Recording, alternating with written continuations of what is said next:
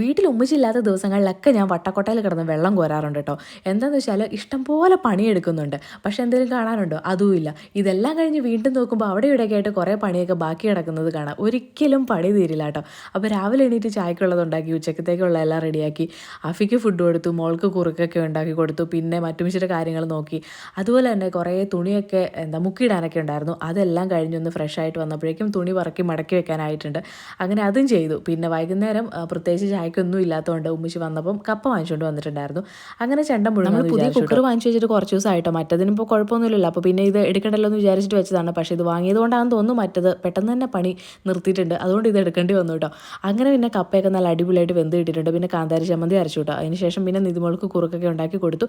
പിന്നെ ഇത് ചായ വെച്ചേക്കുന്നതാണ്. അങ്ങനെ എല്ലാവർക്കും ചായയൊക്കെ എടുത്ത് നേരെ മുമ്പത്തേക്ക് പോയിട്ട് അവിടെ ഇരുന്ന് കഴിക്കാൻ നല്ല രസമാണ്. പിന്നെ നമ്മളെല്ലാവരും ഒരുമിച്ചിരുന്ന് കപ്പയും കാന്താരിയും പിന്നെ ചായയും കൂടെ കുടിച്ചു കേട്ടോ. അടിപൊളി ടേസ്റ്റ് ആയിരുന്നു.